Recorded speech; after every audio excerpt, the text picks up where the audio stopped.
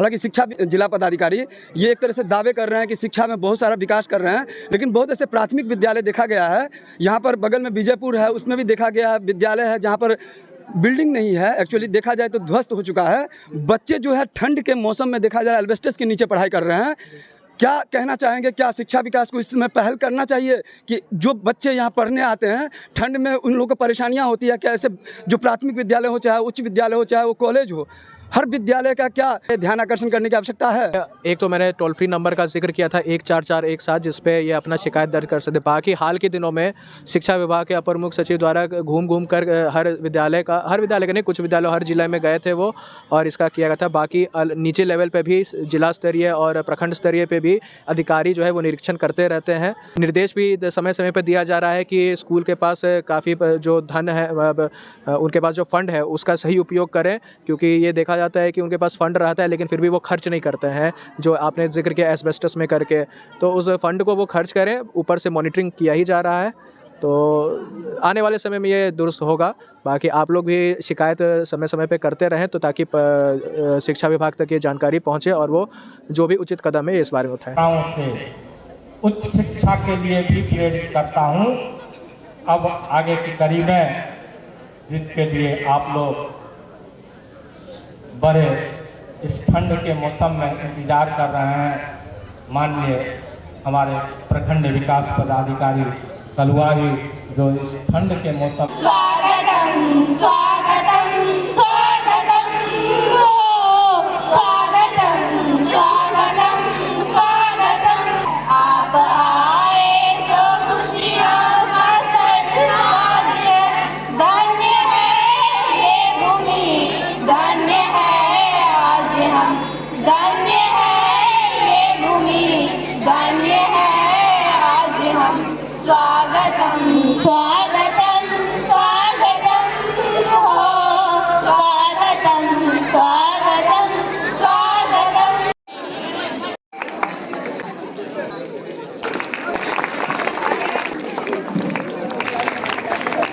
जहाँ सरकार की योजना साइकिल, पोशाक, छात्रवृत्ति, नेपकिन, प्री मैट्रिक, मैट्रिक के सरकार के द्वारा जो चलाया जा रहा है, जो बच्चा 75% जो इसका उपस्थिति होता है अटेंडेंस, अप्रैल से लेकर के सितंबर के 30 सितंबर तक के अवधि में उन्हीं बच्चों को साइकिल, पोशाक की राशि दिया जाता है। तुम लोग अगर पढ़ोगे, लिखोगे, पास करोगे तो सरकार के द्वारा 10,000 रुपया की राशि जो है पर डिवीजन करने पर तुमको मैट्रिक में मिल जाएगा। इंटर में पास करोगे, कन्या उत्थान योजना के अंतर्गत 25,000 रुपया का सरकार के द्वारा दिया जाता है। स्नातक पास करोगे तो 50,000 रुपया सरकार के द्वारा दिया जा रहा है। साइकिल 9th क्लास के बच्चा के लिए 3,000 रुपया साइकिल के दिया जाता है। पोशाक के लिए 1,500 रुपया दिया जाता है। नैपकिन के लिए 300 रुपया दिया जाता है और छात्रवृत्ति के लिए 1,800 रुपया करके दिया जा रहा है। ये उस बच्चों के लिए दिया जा रहा है जो बच्चा पढ़ने के लिए आ गए।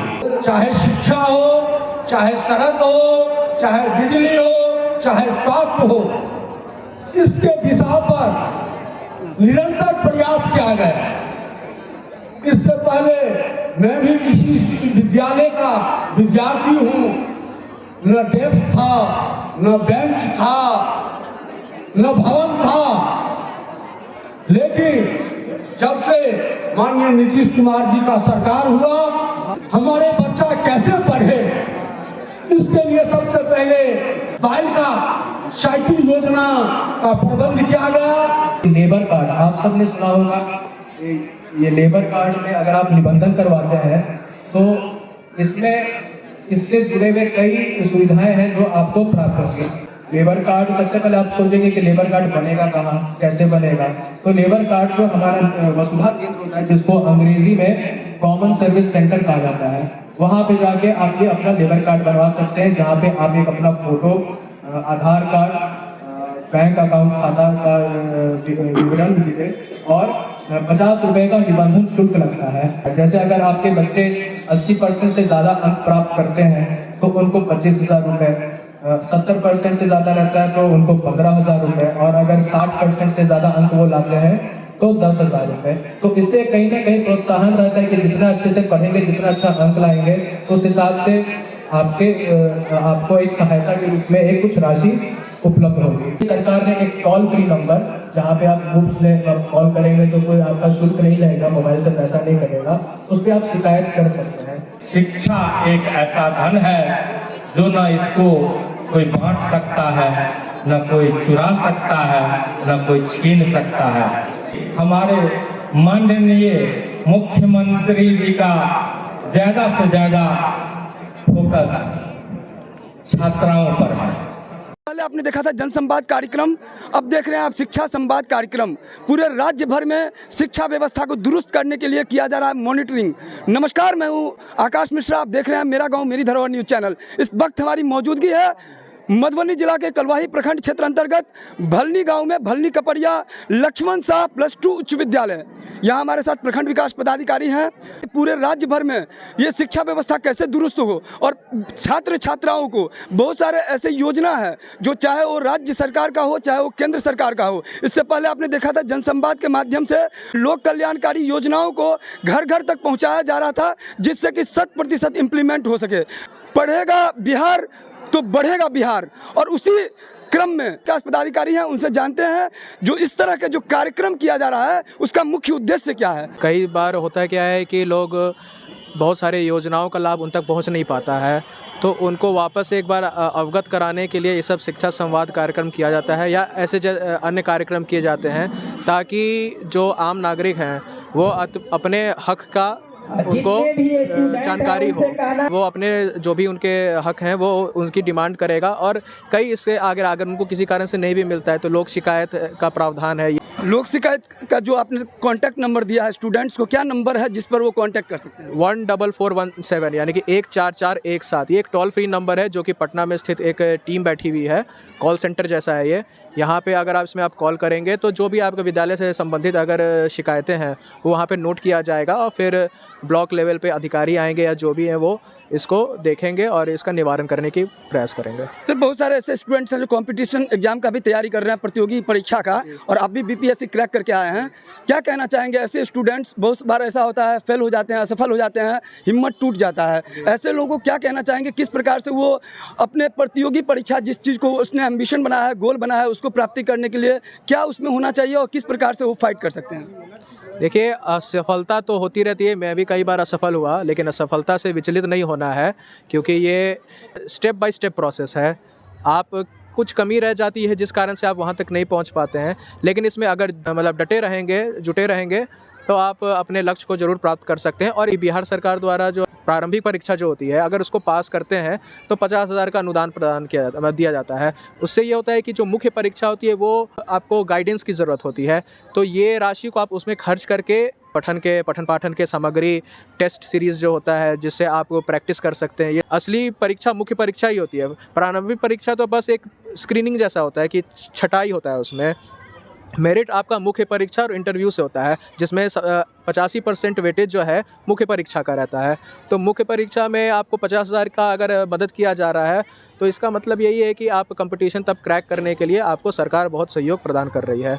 यहाँ शिक्षा संवाद के माध्यम से बहुत सारे योजनाओं के बारे में आपने जिक्र किया, जिसमें सबसे ज़्यादा जिक्र किया स्टूडेंट क्रेडिट कार्ड के बारे में, जहाँ मेधावी छात्र बहुत ऐसे गरीब परिवार से आते हैं जो बच्चे जो है पढ़ने में बहुत अच्छे मेधावी होते हैं, लेकिन चूंकि उनकी आर्थिक स्थिति सही नहीं होती है इसीलिए वो आगे नहीं बढ़ पाते हैं। तो राज्य सरकार के द्वारा जो ये स्टूडेंट क्रेडिट कार्ड चलाया जा रहा है, क्या इससे बेनिफिट्स होने वाला है स्टूडेंट्स को? 4 लाख तक का राशि इसमें दिया जा रहा है एज ए ऋण, और वो भी कम दर पे दिया जा रहा है। 1% जो कि आपको बैंकों में नहीं मिलेगा, आपको वहाँ पे 8-9-10% चलता है। आर्थिक तंगी के कारण जो लोग नहीं कर पाते हैं, मेहनती हैं, जिनमें आपको वो कुशलता है जो मतलब कर सकें, तो वही एक उद्देश्य है इसका कि स्टूडेंट क्रेडिट कार्ड का। क्या संदेश देना चाहेंगे सर? आज मकर संक्रांति भी है, क्या कहना चाहेंगे मिथिलावासी और जिलेवासियों को?